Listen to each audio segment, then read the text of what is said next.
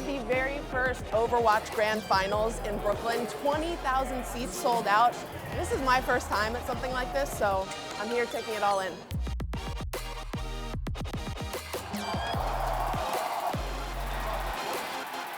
The man with the plan. In Korea, these players are total rock stars, but here in the States, the concept of esports is still kind of foreign to a lot of people. If you look back in history, though, competitive gaming has been around for a lot longer than you might think. Competitive gaming started in, where else? Silicon Valley. In October 1972, the world's first video game tournament was held at Stanford University's AI Labs. The game? Space War. Riveting. 8 years later, gaming giant Atari hosted the first major video gaming tournament. Over 10,000 people showed up, eager to see which sharpshooter could save our planet from pixelated aliens. Now, the 80s, that's when we saw gaming competitions popping up in mainstream media. And it was the premise of the 1982 sci-fi hit Tron. Stop, I'm warning you. I'm gonna have to put you on the game grid. Where gamers competed in a life or death tournament. Like with everything else in the 90s, the rise of the personal computer and the internet changed everything. More people left the arcades to play at home and connected virtually to build online gaming communities. It was also around this time that first-person shooters like Quake and Counter-Strike and real-time strategy games like StarCraft amassed huge followings. The turn of the century brought its fair share of panic about the end of the world. Y2K, anyone?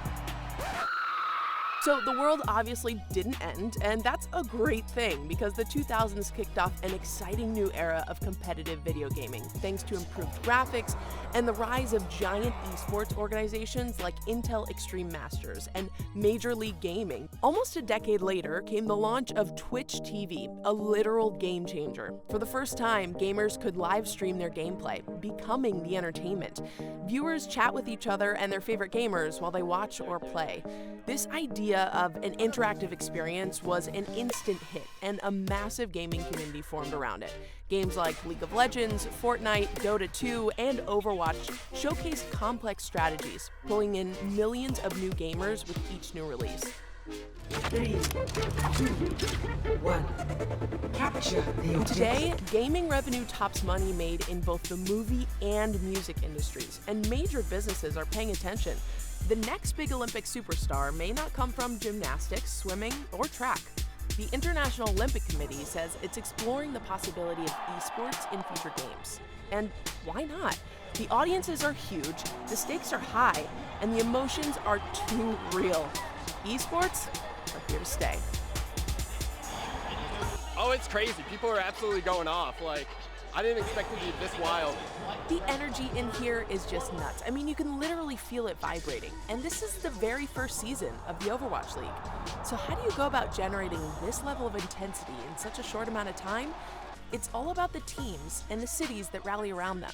There's something about the connection that people have to either the city they live in, the city they grew up in, the city they went to college. Like, having that connection, I think is really powerful. It's a great driver of fandom. I started supporting the Philly team, and they recognized that I was always there. So it's really just having the passion and the commitment, win or lose, supporting your team. We're playing in Philadelphia. All of our fans are like really passionate, so we are pretty lucky, I guess. I think it's a good idea, and it brings a lot of like new fans to the game. That's really what it means to be a super fan. It's bringing that community all together, and then being able to obviously experience this together. We're getting this like incredible support from our British fan base. It's been working out really well for us. Who are the loudest fans? Korean fans or Western fans? When you go to the Korean games, it's generally a lot of females coming up. There's a lot of shrieking, high-pitched shrieking going on.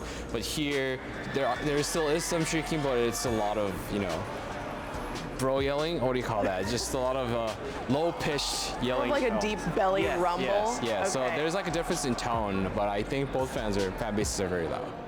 So you get inside the arena, and it's amazing how much it feels like any other sporting event. You can just tell how much money they pumped into the production of this.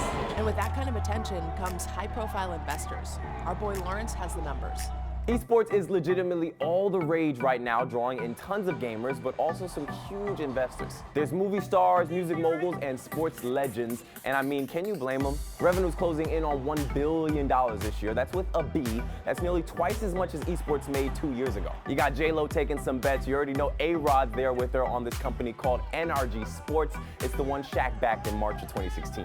Ashton Kutcher is now an actor turned venture capitalist after buying into Unicorn, which has a platform that lets esports fans bet on pro gaming. Even Turtle from Entourage, you know Jerry Ferrera, he's helping the Knicks with their new esports team after apparently playing NBA 2K real hard. And of course, you got DJ legend Steve Aoki. He's been gaming and streaming on Twitch for forever now, but finally put some money where his game is back in 2016 after buying huge stake in Rogue. Now they got teams out there absolutely crushing it in Counter-Strike, and yes, Fortnite. Fortnite's the hottest, most addictive game, period, right now, with over 125 million players. Are you still not convinced this is a huge deal? Like, why do you come watch basketball? Why do you go watch soccer? Because you want to see people play live. You want to have the crowd experience. You want to be here and be a part of this. It's crazy. You just get really pumped up about it because it's still like a sport. It's still like one team being more skilled, more thoughtful, more planned out than the other team. It's just that atmosphere. You just get really pumped up with other fans too. Looking around the arena, I see tons of female fans in the stands, female cosplayers, and female characters actually in the game. But on stage, all the players are men. They may not be as visible, but there are women holding it down in esports, like EMMALEE. She's a nurse by day and gamer by night. I wouldn't really say gaming's my hobby. It's a passion. It's kind of what I live for.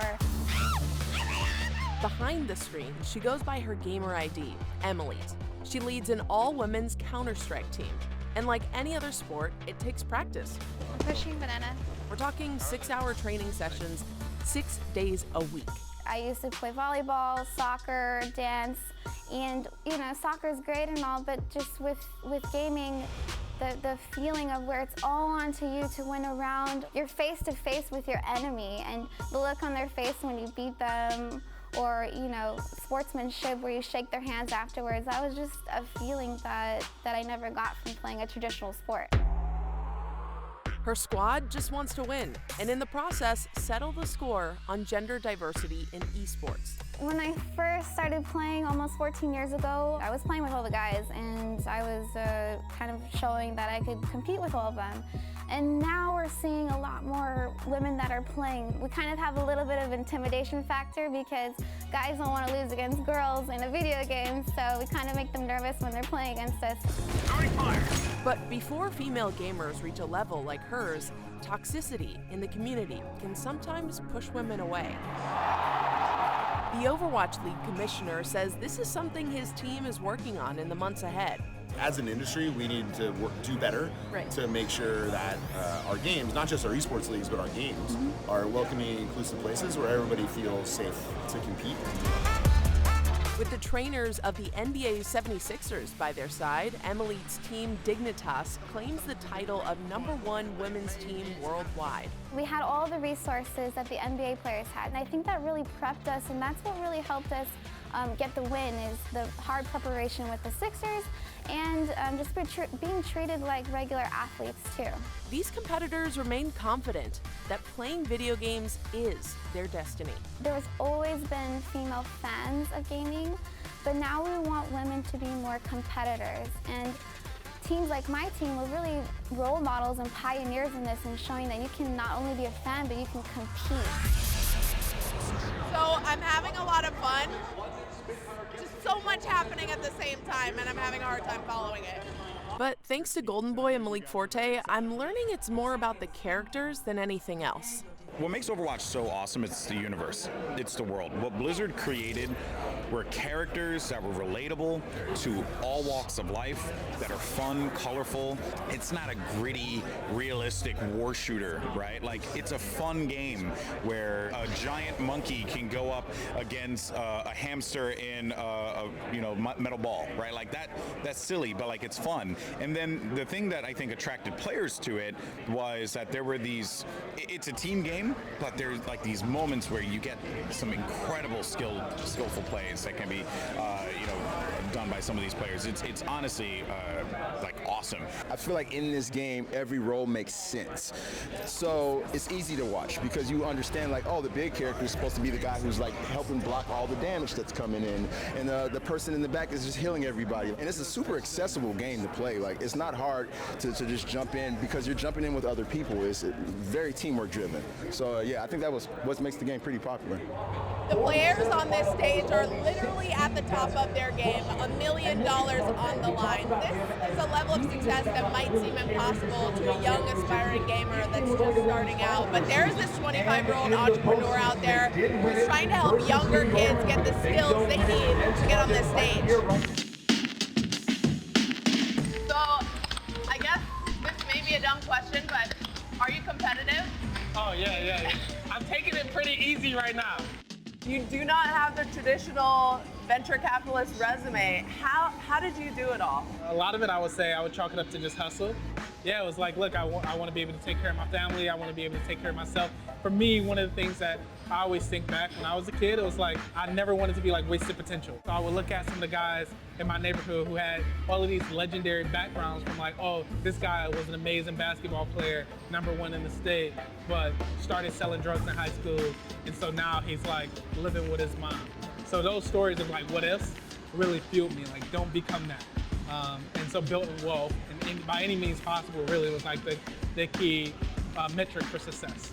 So the idea of your company, Play Versus, for someone who is not familiar with esports, can you break it down? We're introducing esports, our video games, as sanctioned high school sports into 20,000 high schools across the country. So kids can play different video games for a state championship as they would basketball and football. So are we talking jerseys? Are we talking practice? Jerseys, sweaty practice, gym clothes? Physical regimen, yeah. And I think structure is important, and that's what we're providing. Today, kids just game with no structure, really no oversight from parents, no oversight from administrators. So what we provide is an opportunity for them to do it in a safe environment. Have you gotten any pushback from parents kind of saying esports is not a legitimate sport? I don't want my kid playing esports. Have you heard anything like that? Yeah, what we know is that we have not received any backlash from parents or PTA groups. How would you like to see it change lives? I think the biggest thing that we can add in terms of being having positive impact on kids' lives is to create a safe environment in which they can do something that they're passionate about and that they love and be recognized for. And that's most important to us.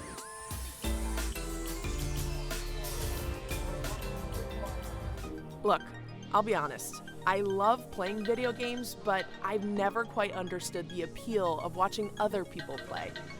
Once you're here, though, it all makes sense.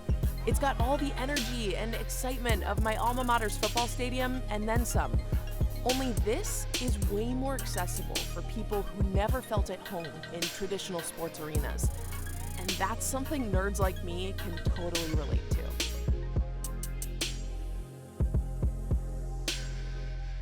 Hey, NBC News viewers, thanks for checking out our YouTube channel. Subscribe by clicking on that button down here and click on any of the videos over here to watch the latest interviews, show highlights, and digital exclusives. Thanks for watching.